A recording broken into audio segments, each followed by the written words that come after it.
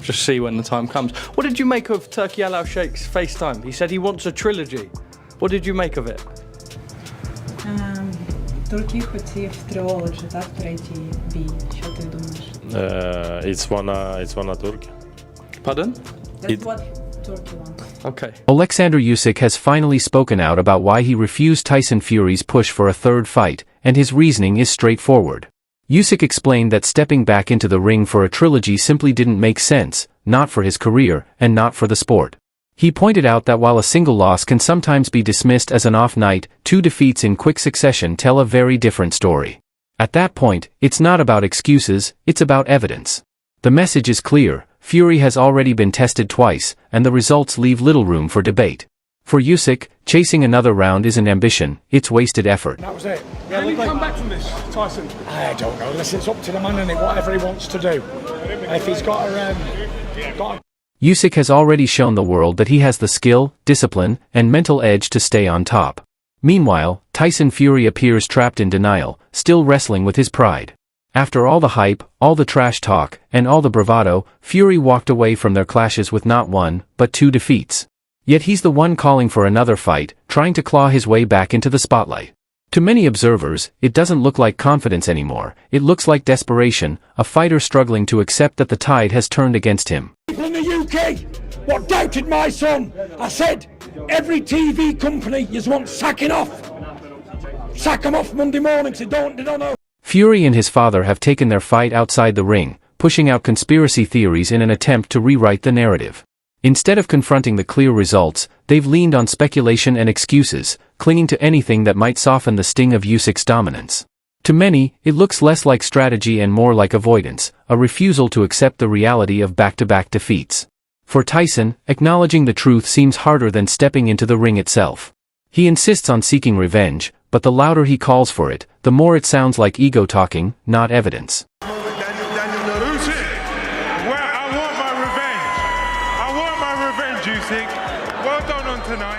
This entire saga traces back to Tyson Fury's long reign over the heavyweight division.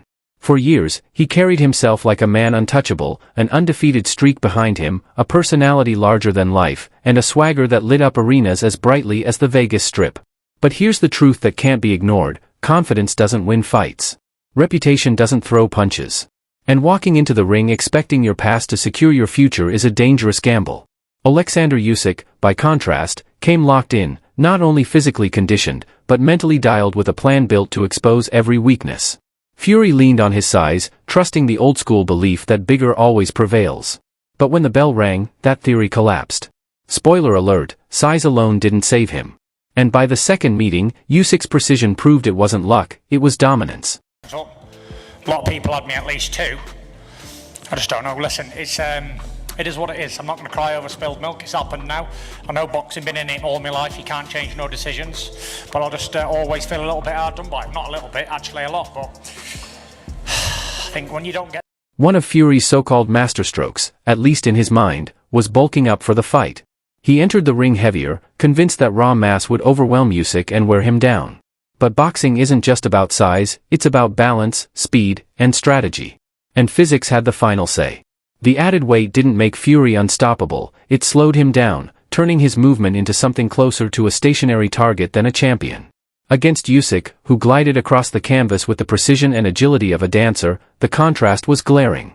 What Fury thought would be his advantage ended up sealing his downfall, leaving him chasing shadows in the ring. No. What do you want to tell Usyk right now? Run, rabbit, run. Usyk's footwork was nothing less than a masterclass. He slipped in and out of range with ease, landing clean shots while moving as though the ring itself belonged to him. From the opening bell, he dictated the tempo, forcing Fury to chase rather than control.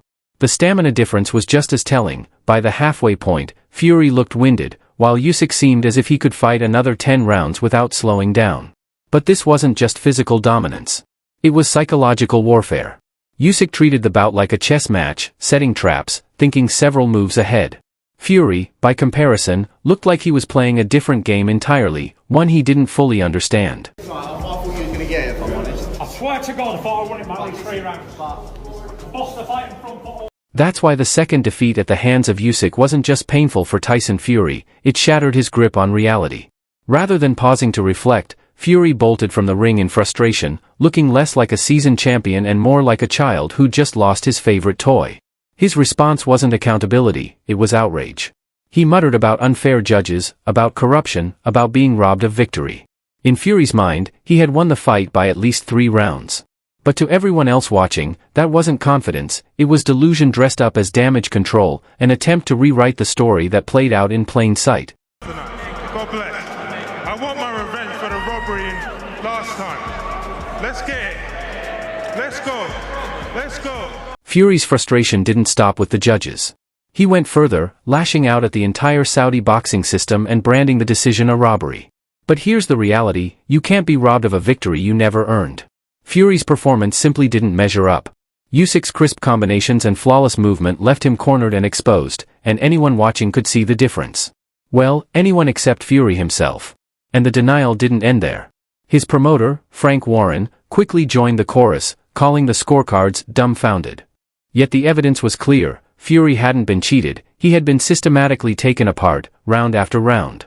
The so-called trilogy demand looked less like justice and more like wishful thinking from a camp unwilling to face the facts.